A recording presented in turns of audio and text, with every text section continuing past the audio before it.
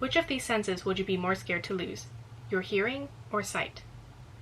Now that I've had more time to think about this question, I wonder, what about touch?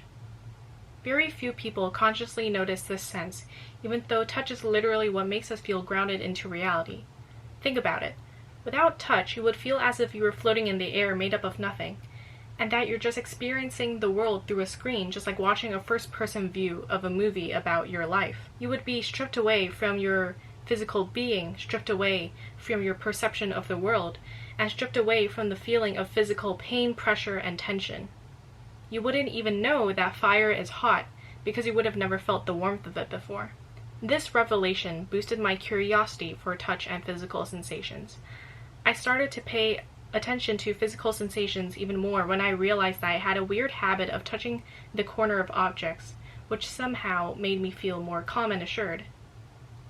I also was more aware of the tension from clenching my jaw, which also somehow sharpened my focus, and I felt an indescribable emotional rush whenever I was holding someone's hand.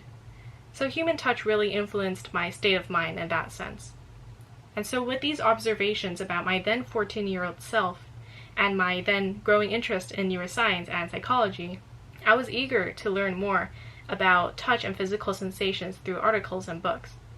That's when I also started to learn more about meditation during this neuroscience craze, and I started to give it a try every morning.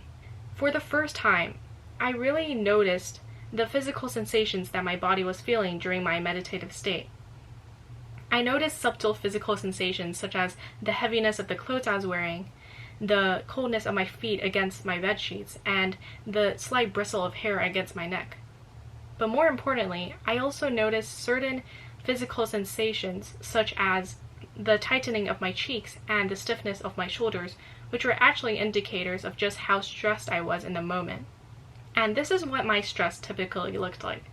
So it turns out that whatever my body feels is actually a reflection of my mood, just like how it can be a reflection of my stress, and thus also a reflection of how I am living. So I needed to ask myself, what in life is causing me to experience the stress that I noticed in that moment? Now, I've just been talking about my experience with meditation, but now it's time to look at your experience. So I am going to take you through a short meditation activity. So please sit up comfortably and close your eyes.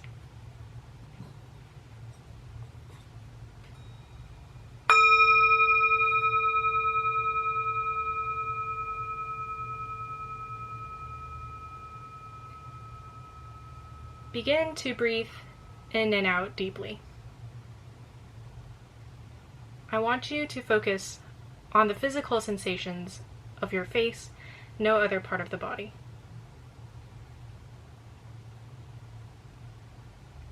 See if you can notice any places of tension or tightening. It could be your forehead, this space between your eyebrows, under your eyes, your cheeks, or your jaw.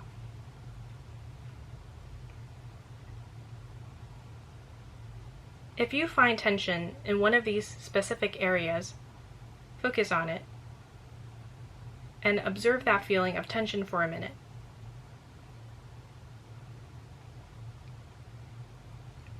Start to describe it.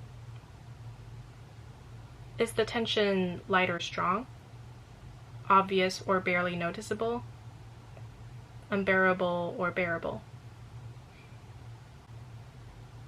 Does the tension change, or is it constant?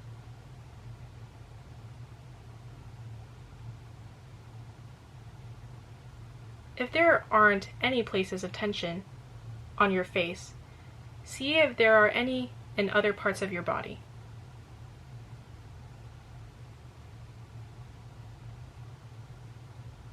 Think to yourself, why do I hold these places of tension? Then find any other sensations you feel. This could be the temperature of your feet, the feeling of air brushing your cheeks, tingly hands, maybe the tickle of a small wisp of hair against your neck.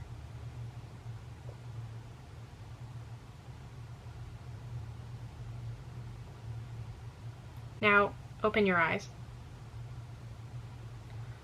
Hopefully, that was a small opportunity for you to reflect on how you are doing. You might have noticed some physical sensations, whether big or small, which are important physical markers that tell you just how you're feeling in the moment right now. But just as importantly, they could also tell you what you can do to make yourself feel better. Because remember, whatever your body feels is a reflection of your mood and a reflection of how you're living. Often, people don't know when negative feelings such as distress arise because they don't identify the physical markers that are symptoms of these feelings. So why aren't we aware of these physical markers? Well, I've been meditating for quite a while now, and I realize that my mind tends to wander a lot during my meditations. When I say wander, I mean my mind would be submerged in thoughts of anxiety, happiness, excitement, sadness, and stress. And after a year of doing meditation, I know that these thoughts arise because of the urgency I feel in my fast-paced life. In fact, most of us are probably feeling like that right now. We're so preoccupied by external things that have less to do with our health and mental well-being, but have more to do with society, such as making phone calls to clients, doing homework, emailing teachers or staff or peers, that we've gradually developed a bad habit of shutting out how we feel internally, to the point that we even do this subconsciously. We're breaking the connection to ourselves, but it's not completely broken. Otherwise, we would be that person who just watches the screen and doesn't feel any touch. This tool I've guided you through is a simple and affordable way to build back that strong connection. There is no better time to use this than now. We are probably all aware of the global COVID-19 pandemic, and we are also probably aware that not being able to see family and friends in this difficult time is really isolating, and it sucks. Some people may feel anxiety and fear of COVID-19, which adds even more stress to our lives. So more than ever, we need mindfulness to clear our minds of these fears, and we need mindfulness to connect with ourselves during this tough time. Social distancing is hard enough, as we may miss the feeling of hugging friends and family, or just being in close proximity to someone. We lack human touch, which may cause us to feel even more isolated and lonely. But if we take time to appreciate the physical sensations that our body can still feel, then it will give us the strength to cope through this challenge. And as I've been saying in this talk, how your body feels is a reflection of how you're living. So take time to tune into your own physical sensations, to care for yourself while you're still under quarantine. Here's my experience after meditating for a year. Ever since I tuned back into my body's physical sensations, I was able to tell when I was nervous, stressed, agitated, excited, and I could usually calm myself down by being my own therapist and telling myself to pause and breathe. Now I know that wearing heavy clothes makes me feel more stressed and slightly grumpy too, because my shoulders feel restricted, and that freezing temperatures makes me feel lazy and sometimes even antisocial. Sometimes a very vague chill up my legs and spine means that my body doesn't want to sit and work any longer too. But I dug more deeply. I pondered the question, why did I feel calm and assured after touching the corners of objects? 2 months ago, I went to my school counselor and I asked her this question. And after a while of talking to her, we agreed that it's likely because of my anxiety. I felt the literal need to be grounded to something, but she said something else too. She said, how you feel emotionally and mentally changes the way you feel physically. Change the way you feel mentally, and you change the way you feel emotionally and physically.